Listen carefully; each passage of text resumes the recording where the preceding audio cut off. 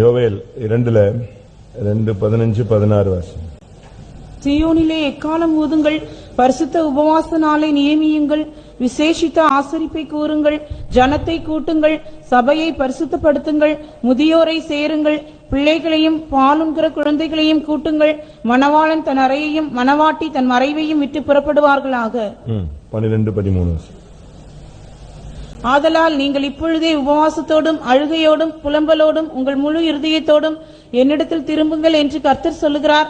நீங்கள் உங்கள் வஸ்திரங்களை அல்ல, உங்கள் இருதயங்களை கிழித்து உங்கள் தேவனாகிய கர்த்தரிடத்தில் திரும்புங்கள். அவர் இரக்கமும் மன உருக்கமும் நீடிய சாந்தமும் மிகுந்த கிருபையும் உள்ளவர். அவர் தீங்குக்கு மனஸ்தாபப்படுகிறவருமாயிருக்கிறார். ஒருவேளை அவர் திரும்பி மனஸ்தாபப்பட்டு உங்கள் தேவனாகிய கர்த்தருக்கு போஜன பலிகளையும் பான பலிகளையும் செலுத்துகிறதற்கான ஆசீர்வாதத்தை தந்தருளுவார். நீங்க இந்த வருஷத்துல பரிசுத்த உபவாச நாளை எவ்வளவு ஆசரித்தீங்க? தேவ சமூகத்துக்கு எவ்வளவு போனீங்க? சபையில எவ்வளவு நீங்க பரிசுத்தத்தை பெற்றுக் கொண்டீர்கள்? உபவாசங்களை எப்படி நீங்கள் கடைபிடித்தீர்கள்? சுத்தியிருப்பின உடனே நம்ம எங்கேயோ போயிட வேண்டாம்.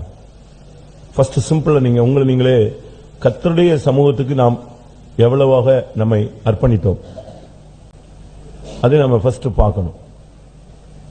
நீங்க சொல்லியிருக்கு பரிசுத்த உபவாச நாள். இந்த வருஷத்துல நம்முடைய உபவாசம் என்ன? இந்த வருஷத்துல வாரத்துல 3 தரம் கரெக்டா இந்த கடைசி வாரம் வரைக்கும் நான் உபவாசத்தை ஃபாலோ பண்ணியிருக்கேன்.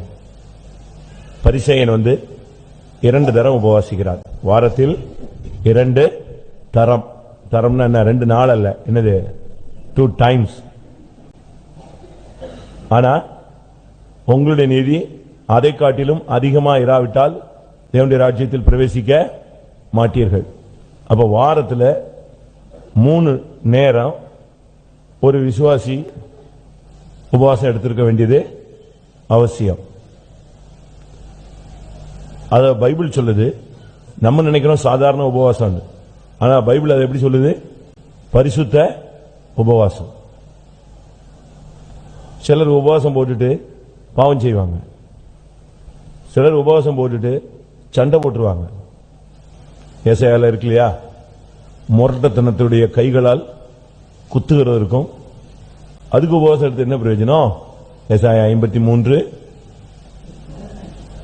எத்தனை? 58 4. இதோ வழக்குக்கும் வாதுக்கும் துஷ்டத்தனத்தையுடைய கையினால் குத்துகிறதற்கும் உபவாசிக்கிறீர்கள். வழக்கு வாது துஷ்டத்தனத்தையுடைய கைகளால் குத்துகிறது. நீங்க உபவாசம் போட்டுட்டு டிவியில உட்கார்ந்துட்டீங்கன்னா அதுல என்ன இல்லை, அது பரிசுத்த உபவாசம் கிடையாது. நல்லா புரிஞ்சுக்கங்க. உபவாசம் போட்டுட்டு நீ பாட்டுக்கு எங்க தாறுமாறா ஜீவிக்க ஆரம்பிச்சிட்ட அப்படின்னா அது உபவாசம் கிடையாது. அது பரிசுத்த உபவாசம் கிடையாது, பட்டினி உபவாசம். வழக்கு உபவாசம் அன்னைக்கு சண்டையை போட்டுட்டீங்கன்னா வழக்கு, அடுத்து என்னது? வாது, அடுத்து அடிச்சுக்கிட்டீங்கன்னா அந்த உபவாசத்துக்கு பேர் என்ன கிடையாது? அது உபவாசம் நீங்க சொல்லலாம், ஆனா அது பரிசுத்த உபவாசம் கிடையாது. சரிதான் நான் சொல்றது கரெக்டா? சரின்னு சொல்றாங்க இல்லையா? சொல்லுங்க அல்லேலூயா. சத்தியம் சத்தியம் தானே சொல்ல முடியும், மாத்தி சொல்ல முடியாது. உபவாசம் போட்ட அன்னைக்கு ஒண்ணு நீ ஜெபிக்கணும், இல்ல தேவ சமூகத்தில் இருக்கணும், இல்ல தேவ சமூகத்தை நீ உணர்ந்துகிட்டே இருக்கணும். உபவாசத்தன்னைக்கு சனிக்கிழமை இரவு நீ உபவாசம் போடுற அன்னைக்கு ரொம்ப கவனமா இருக்கணும். அந்த ஒரு நேரம் உபவாசம், இந்த 3 டைம் நீ கண்டினியூவா எடுக்கணும்னு இல்லை, உனக்கு சூழ்நிலைக்கு ஏற்ற மாதிரி நீ என்ன செய்யணும்? தேவ சமூகத்தில் ஒரு தீர்மானம் எடுத்து எடுத்துக்கணும். எத்தனை உபவாச ஜெபத்துக்கு நீங்க வந்திருப்பீங்க? யோசிச்சு பாருங்க. சபையில 2 உபவாச ஜெபம் இருக்கு, புதன்கிழமை காலையிலையும் சனிக்கிழமை காலையிலையும். அதுல எத்தனை உபவாச ஜெபத்துக்கு நீங்க வந்திருப்பீங்க? யோசிச்சு பாருங்க. முதல் கொஸ்டின், நீ வாரத்துல 3 தரம் உபவாசம் எடுத்தாயா? First question. செகண்ட், அப்படி எடுத்த உபவாசம் பரிசுத்த உபவாசமா இருந்ததா? மூன்றாவது, நீ சபையில் உள்ள உபவாச ஜெபத்தில் கலந்து கொண்டாயா? யோசிச்சு பாருங்க. இதுக்கு நான் பதில் சொல்லணும் இல்ல, ஒவ்வொருத்தரும் என்ன செய்யணும், பதில் சொல்லணும். அந்த உபவாசம் நீ கரெக்டா சனிக்கிழமை காலையில உபவாச ஜெபத்துக்கு வந்தீங்களா, இல்ல புதன்கிழமை காலையில உபவாச ஜெபத்துக்கு வந்தீங்களா, அப்படி ஒரு முறைமை இருக்கிறதே தெரியாத ஒரு தெளிவற்ற விசுவாசிகளா இருந்திருக்கிறோமா, அப்படி நமக்கு அந்த நேரம் கிடைச்சும் நம்ம அதை யூஸ் பண்ணோமா, யூஸ் பண்ணலையா, அந்த கர்த்தருடைய சமூகத்தை தேடி போனோமா, அது உனக்கு தான் தெரியும். அடுத்து பண்டிகையை ஆச்சரியங்கள் இருக்கு. ஞாயிறு ஆராதனை ஒரு பண்டிகை.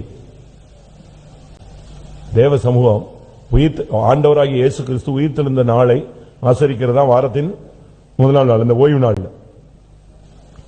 ஓய்வு நாளை நீ ஆசரிச்சே ஆகணும். அது முக்கியமானது. இந்த வருஷத்துல எத்தனை ஓய்வு நாளை நீங்க ஆசரிச்சிருப்பீங்க சொல்லுங்க. அதுவும் கரெக்டா 9 மணிக்கு, சாட்சியாபுரமா இருந்தா 7 மணிக்கு.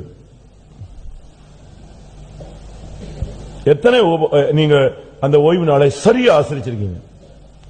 சரி, சர்வீஸுக்கு போயிட்டோம், அதுக்கு பிறகு உள்ள நேரத்தை எப்படி பண்ண நீ யோசிச்சு பாருங்க. அதுக்கு பிறகு உங்களை நீங்களே இதை நம்ம நல்லா நினைச்சுக்கங்க. ஒரு விசுவாசி ஊழியக்காரன் உலக பிரகாரமான பாவத்தை துணிஞ்சு செய்ய மாட்டான்.